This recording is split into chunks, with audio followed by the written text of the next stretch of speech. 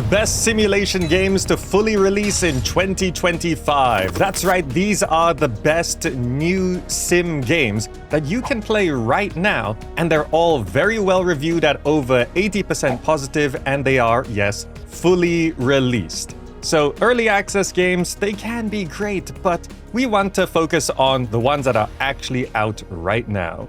Beginning the simulation for the year, 2 Point Museum.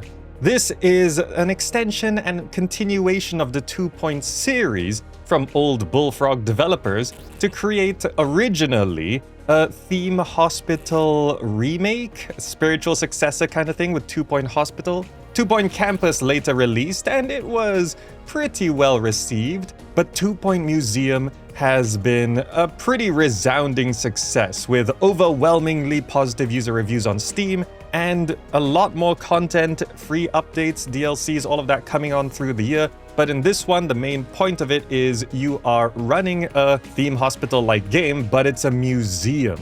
And you curate exhibits and go through various themes, including dinosaurs, water creatures, prehistoric, fantasy, and so much more. There was a lot of concern and skepticism if a museum take on the 2 Point formula was going to be successful, and so far it has been more well received than its campus counterpart. This fully released in March 2025, it hit the ground running, and generally everyone likes it. If you know 2 Point games, then you're gonna like this one. If you are unfamiliar with the 2 Point series, but maybe you know some older Bullfrog stuff, then this does vibe like that.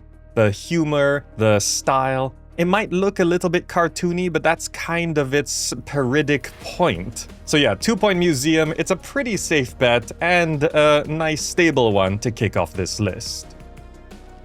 And now for today's simulation game sponsor, Abbey, which also fully released in 2025 to very positive user reviews on Steam. Click the link down below to check it out. In this one, you are building a monastery where you're crafting recipes and brewing holy ales. It's a brewery tycoon type game. Just as a side note, I can't say the word brewery.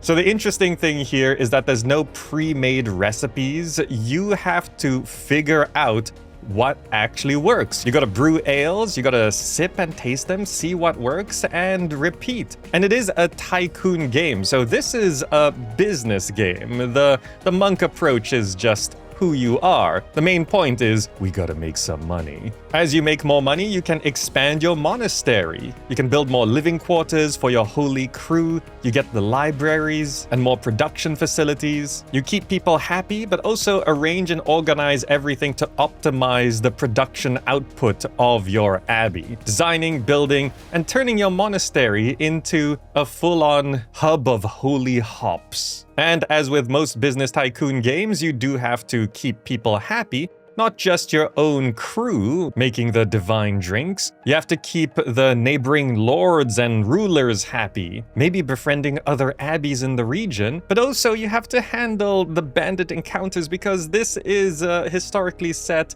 abbey of old times, and they tended to be raided quite a bit.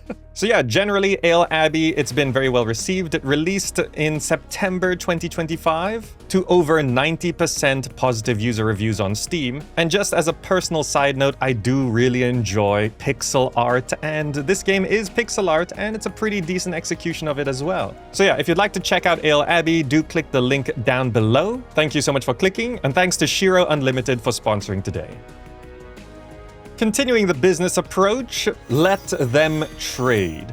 Here is not quite a city builder, but a business tycoon management type of game where you are actually placing cities on a world map, or kind of a board, really. This feels like a tabletop approach to things, and the visuals actually show that this is a board in a room. So this is a tabletop game where you're building a network of cities that produce and trade resources. You upgrade your castle and you protect your cities from bandits as well, because banditry is always a thing. And you tweak and tinker with the economy at your own pace, but you're building up this quaint wooden world, going from very little and almost nothing to constructing a thriving kingdom. Now, this is a more relaxing, chill. It's not supposed to be a big, stressful thing. It's vibrant and colorful and lightweight with just a little bit of combat to put a little bit of pressure onto the gameplay, but nothing too serious here.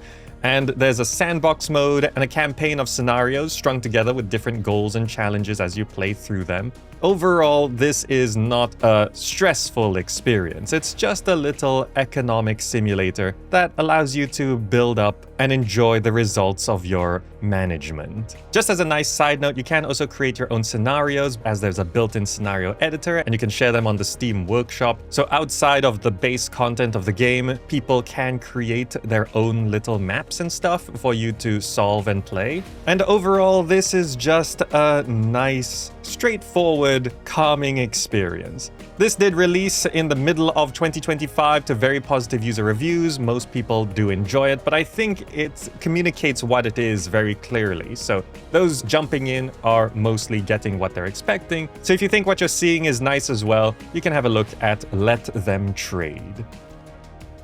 For a bit of a factory sim, Microtopia.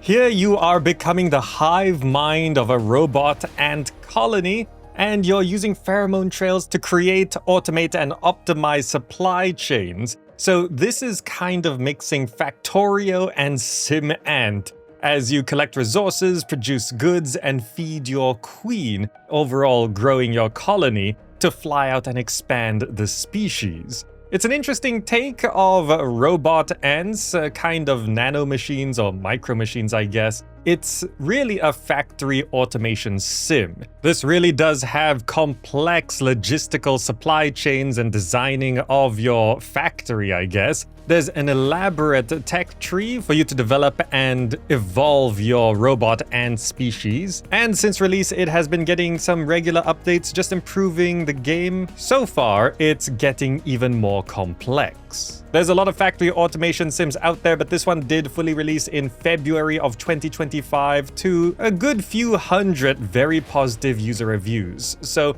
this is more of a niche success, but for those who have jumped in, mostly they have enjoyed Microtopia. It might not be for everyone, and there is a lot of competition out there for factory automation sims. But this is a good option to have, and for 2025, this is another good release. Then for a medieval city builder, Settlements Rising. This one was coming along for a while and is continuing to get more updates after its release. It fully released into 1.0 at the start of 2025 to very positive user reviews, floating just over the 80% mark, which is required for this list. But it is another medieval survival-esque city building game, which there are a lot of.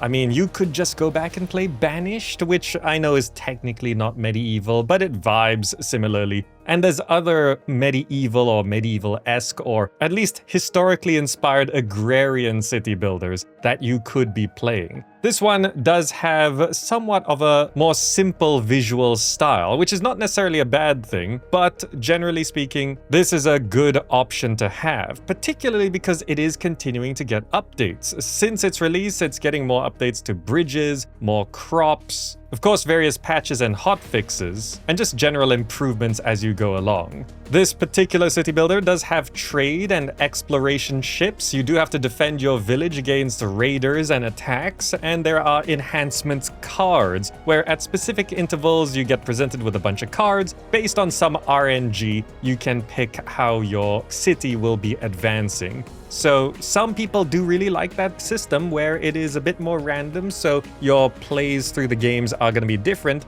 Some people don't like that and prefer a traditional tech tree. That depends on what you like. But every villager is simulated in this medieval city builder, and with very positive reviews, you should probably maybe consider it for a simulation game that released in 2025.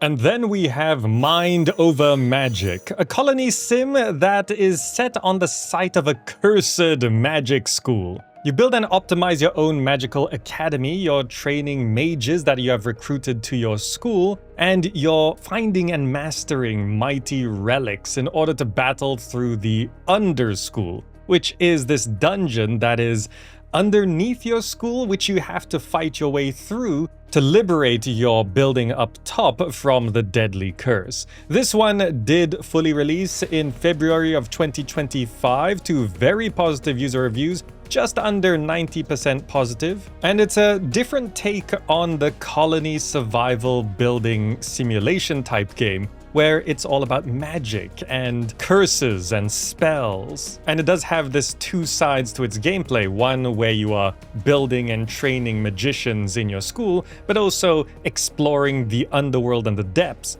So you're going out and exploring and finding treasures, bringing them back, making yourselves more powerful, and then heading back out until you finally can win against the forces of evil. Or so you think. Mind Over Magic is a pretty solid colony sim if you want to get into it. There's still a decent amount of people playing the game right now, and it is continuing to get updates and improvements over time, even past its full release. So you could check out Mind Over Magic now, or see where it's going in the future.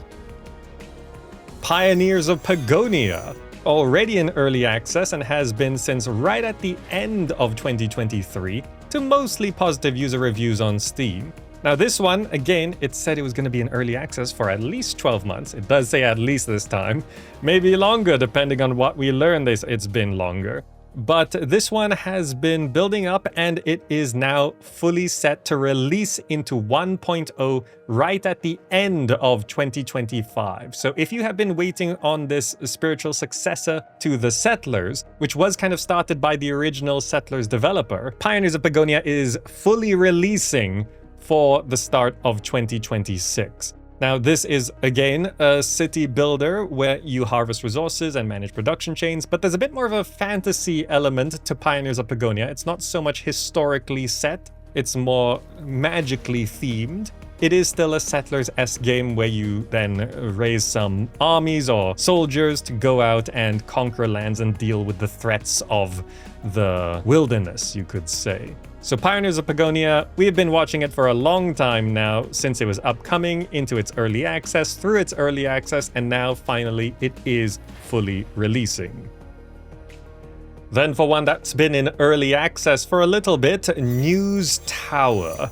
This one, you might be wondering, why is it here? It's still in early access. Well, they confirmed a full release for the end of 2025, so although this isn't fully released at the time of recording, it will be fully released in 2025, and it's got overwhelmingly positive user reviews on Steam. After over 2,000 user reviews in early access, it's at 96% positive. And this is a game that kind of mixes a business tycoon game where you are running a historical 1930s news empire, but it's also plus a little bit of sim tower vibes where you are building and developing a tower. So this tower, just instead of it being a residential apartment commercial kind of building that you're building an actual tower, you're building a single company that runs out of this tower. And the historical setting does make it a little bit more interesting. So you are managing your newspaper empire from the printer to the toilet, they say, and you create your editorial line and lead your journalists through stories, and you have to dig up the latest scoops to keep your business running. There's going to be factions being added into the 1.0 release version, so there's a bit of a political simulation going on through the whole thing, as is expected in a news empire. And of course, you are hiring staff and managing them and keeping them going with 30 plus unique job roles, each with their own traits, needs, and expertise to help you grow, and things that you need to consider as you hire people. Also, you do have to crush the competition, as news, you want to be the best-selling news outlet of the city. You can't be dealing with other people trying to do the same thing. You gotta outperform them. Now, if you're not sure about this one, there is a free demo, but with overwhelmingly positive user reviews, News Tower is a pretty safe bet. With its 1.0 full release on the way, you might want to wait for that before jumping in, but based on what you're seeing right now, you probably know whether you're interested or not. On the move is the Wandering Village.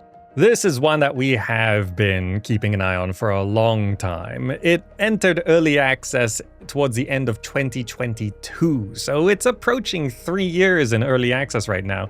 And it's a moving city builder, which was a big trend for a long time, and it's a little bit less now, but it's still a thing, where your city moves around. And in this case, you are moving around because your city is built on the back of a giant dinosaur-like creature called an onbu. So you are surviving on the back of this creature, but this is a symbiotic relationship. You have to keep the onbu alive, because if the onbu dies, well, your city stops moving, and if your city stops moving, this whole world you're living in this game is pretty much a toxic poison cloud of death and disease, so you kind of have to keep moving. But also, as you keep moving through the world, your city comes across different things. You're moving across this world map, and you're going from biome to biome. So it's not that the weather and the climate changes through the year, the actual biome changes. So when you build up in one biome, you might set things up to be really good in this mountainous biome, but then you go into the next zone and it's a tropical jungle, or you're swimming through an ocean. So you don't always know what you're going to be facing in the future, and you have to prepare your city for various possibilities. Of course, there's events and things you discover along the way as well. And then the onbu can become infected by poisonous plants, which you then have to deal with. So not only you need to survive, you'll be keeping the onbu alive, and you can feed the onbu and influence it. And there's a lot of cool ideas here. So the Wandering Village, after a long walking journey through development, it's coming to a full release. It's very well received already, 90% positive user reviews on Steam after many thousands of user reviews. People like it, and the 1.0 release is kind of exciting. Then, for Foundation. This is not a new game, but it did finally, after many years, fully release in 2025. And it's in the running for the top city builder of 2025, being an indie game that is pretty impressive. This is a gridless, laid-back medieval city building game which has organic development. You don't even place roads. The roads form where your people tend to go.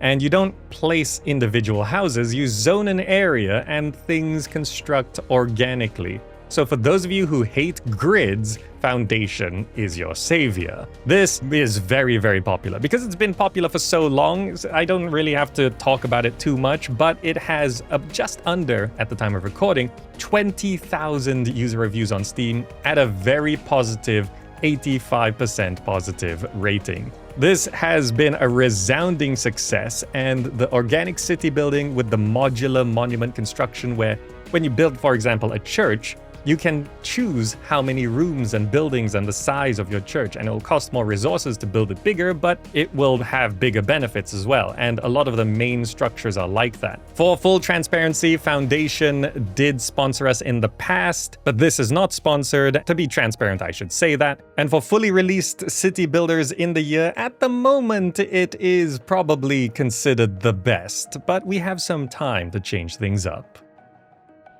Continuing the journey through long early access is Farthest Frontier, a survival city builder akin to Manor Lords-ish kind of games, but this is by Crate Entertainment and an indie development, and it is a medieval city builder that looks pretty good. And you are forging a town in an untamed wilderness and harvesting raw materials, hunting, fishing, farming, all the good stuff. You're producing items to trade, consume, equip, and you are fighting in battles versus the enemies from the outside. And of course, it's a survival city builder, so you're surviving against the elements. This is supposed to, well, initially said they'll be in early access to last through spring of 2025, and we are past that. So this has been in early access since towards the end of 2022, and we are approaching 3 years in early access. This year was supposed to be the target for full release. So there's still time to go, and they are going through version 0.9.7 right now at the time of recording.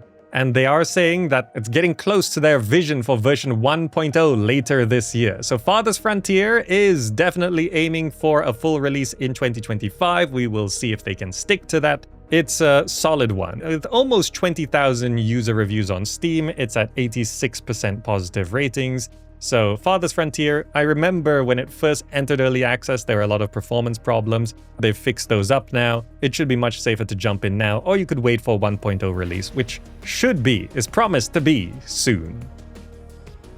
Now, I do want to talk about Jurassic World Evolution 3, which at the time of making this video, it isn't technically released yet, so I am guessing a little bit about it getting over 80% positive user reviews. But from what we've been seeing, the Jurassic World Evolution series has been generally well received so far, and Jurassic World Evolution 3 seems to be adding in what people have been wanting. This is a new dinosaur theme park simulation game where you build your own Jurassic World, you nurture generations of dinosaurs, and there's a new series of juveniles that you can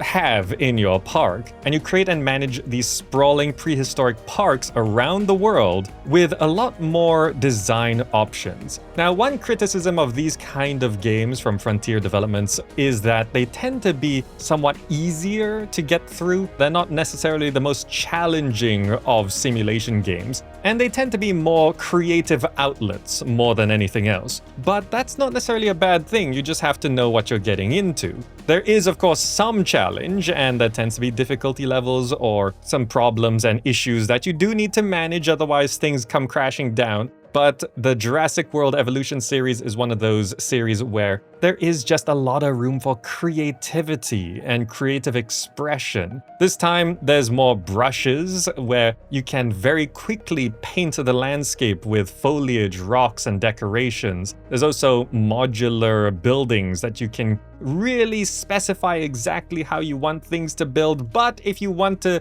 just quickly get things down, there are now new tools to help quickly shape the scenery and your park. So things can start looking really good really fast, even without micromanaging the little details of every corner of your park. There is going to be a new campaign, of course, and with dinosaur parks, there's the breakouts and dangers and dinosaurs eating people problem. So you do have to make sure security and maintenance and all of that is still kept on top of. So generally speaking, Jurassic World Evolution 3, it is expected to be one of the best simulation games to release in 2025. It's releasing in October. A little bit of a prediction from me, but I'm predicting it will be over 80% positive on the user reviews.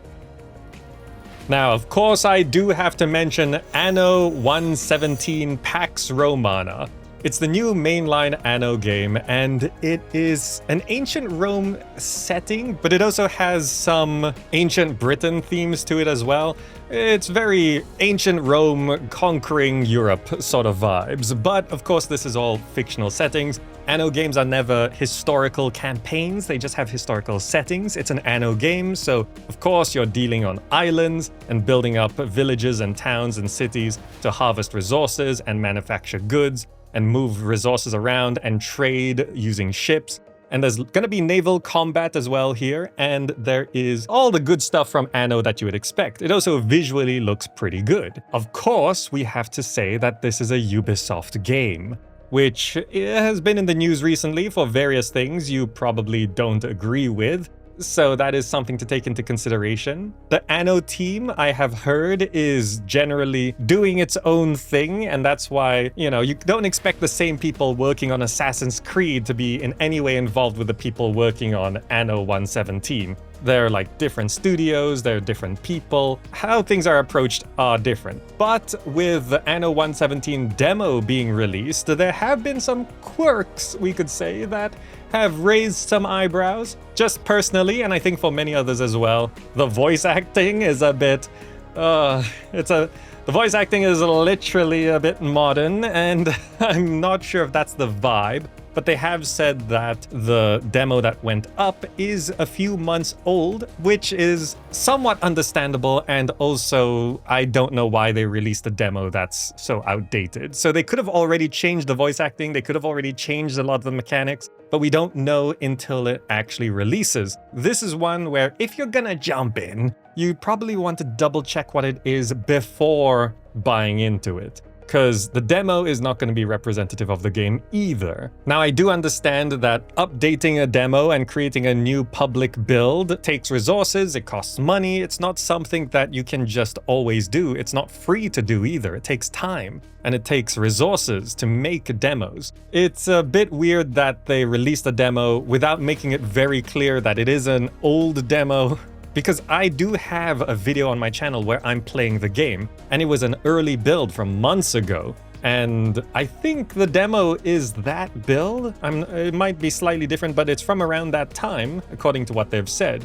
So basically, the video of me playing the game from April is actually the demo that everyone's playing now, and it is very not finished based on my experience back then as well. Anno 117, it is an ancient Roman themed city builder. It is the next mainline Anno game, but it also is probably going to get a bunch of DLCs, and it's going to be very expensive to get the whole thing. I mean, there's the older Anno games if you want to jump into the series and haven't already. 1404 or 1800 are the best candidates right now. But this, of course, is coming up right at the end of 2025, so people will be playing Anno 117 through 2026.